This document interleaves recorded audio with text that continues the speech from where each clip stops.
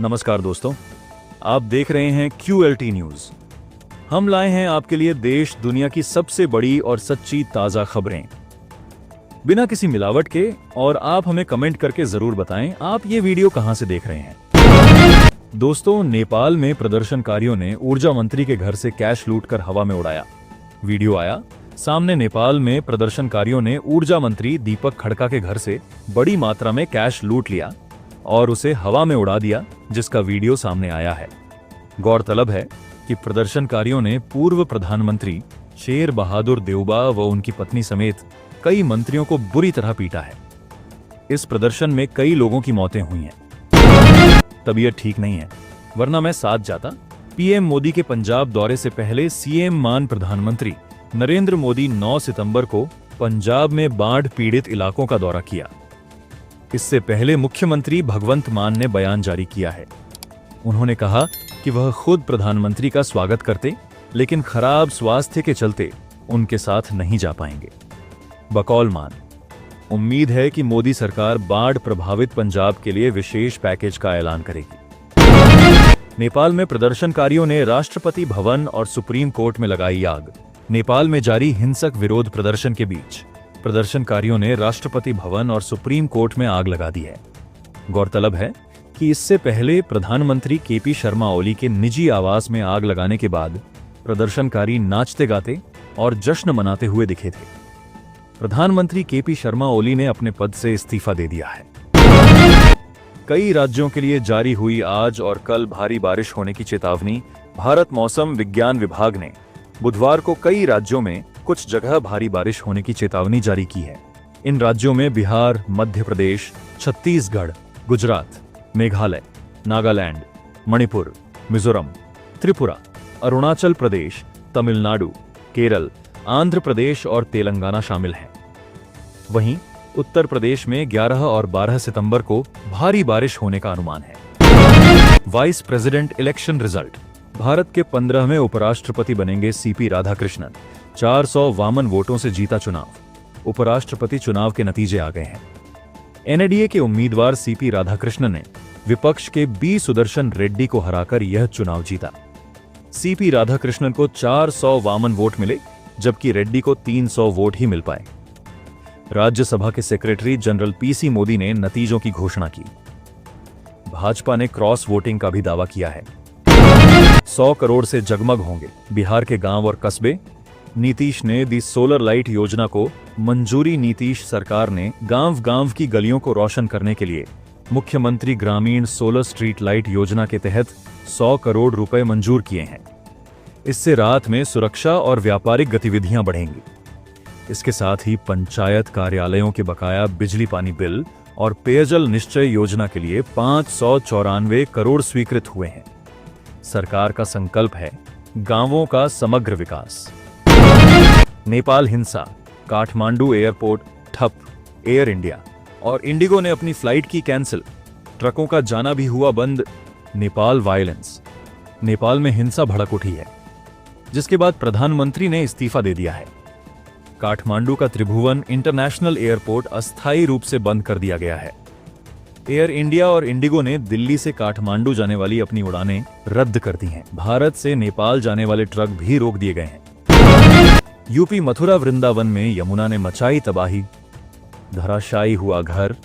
8 भैंसों की मौत।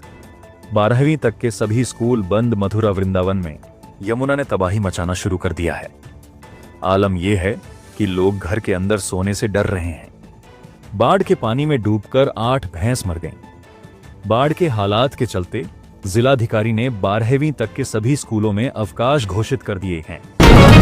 तेल साबुन सस्ता होने में लगेगा समय। नया जीएसटी लागू होने के तुरंत बाद नहीं मिलेगा फायदा। गोदरेज कंज्यूमर प्रोडक्ट्स के एमडी और सीईओ सुधीर सीतापति ने सोमवार को कहा कि 22 सितंबर से नया जीएसटी सिस्टम लागू होने के बाद उपभोक्ताओं को रोजाना इस्तेमाल होने वाली चीजों में तुरंत राहत नहीं मिलेगी।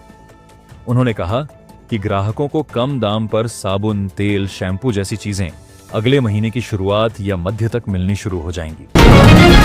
पीएम मोदी ने पंजाब में बाढ़ को लेकर 1600 करोड़ रुपए के राहत पैकेज का किया ऐलान। प्रधानमंत्री नरेंद्र मोदी ने पंजाब में आए बाढ़ को लेकर 1600 करोड़ रुपए की वित्तीय सहायता की घोषणा की है, जो राज्य के खजाने में पहले से मौजूद 12,000 करोड़ रुपए से अतिरिक्त है।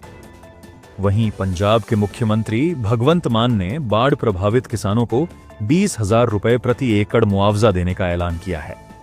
प्रधानमंत्री ने कल बाढ़ प्रभावित लोगों से मुलाकात की थी। ग्रेटर नोएडा में हॉस्टल के कमरे में 2 छात्रों ने एक दूसरे को गोली मारी। MBA छात्र की हुई मौत।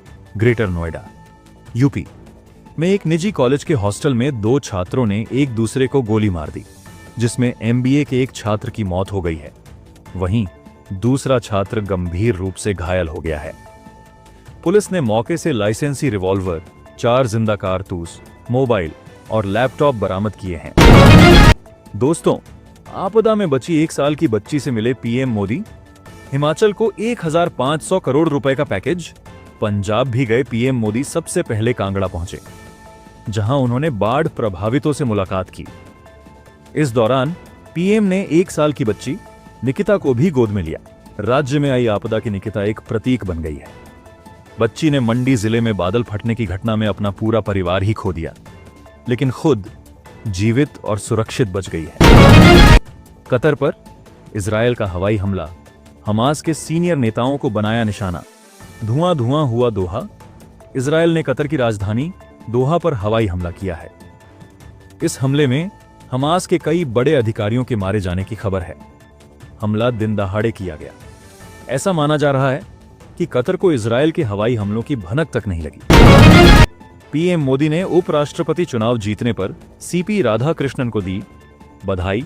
कही ये बात, बीजेपी के अगुवाई वाले NDA उम्मीदवार CP राधाकृष्णन के उपराष्ट्रपति चुने जाने पर प्रधानमंत्री नरेंद्र मोदी ने उन्हें बधाई दी है।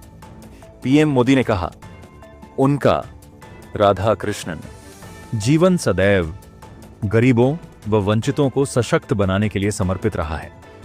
मुझे यकीन है कि वह एक उत्कृष्ट उपराष्ट्रपति साबित होंगे और हमारे संवैधानिक मूल्यों को सुदृढ़ करेंगे। नेपाल के सबसे बड़े मीडिया हाउस की बिल्डिंग को उपद्रवियों ने किया आग के हवाले। नेपाल में मंगलवार को प्रदर्शनकारियों ने काठमांडू के सबसे बड़े मीडिया हाउस कांतिपुर पब्लिकेशंस की इमारत को आग के हवाले कर दिया। इस इमारत में कांतिपुर दैनिक और काठमांडू पोस्ट के दफ्तर स्थित हैं। जेन जैड प्रदर्शनकारियों ने सोशल मीडिया बैन और भ्रष्टाचार के खिलाफ आंदोलन के दौरान इस बिल्डिंग में तोड़फोड़ भी की, जिससे अन्य कार्यालय भी प्रभावित हुए हैं। तो दोस्तों, ये थीं आज की बड़ी खबरें। अगर वीडियो पसंद आया हो तो लाइक और शेयर जरूर करें। जुड़े रहिए QLT न्यूज, सच आपके साथ। और ऐसी ही ताजा खबरों के लिए अभी हमारे चैनल को सब्सक्राइब जरूर कर लीजिए। अगले वीडियो में फिर मिलेंगे। जय हिंद।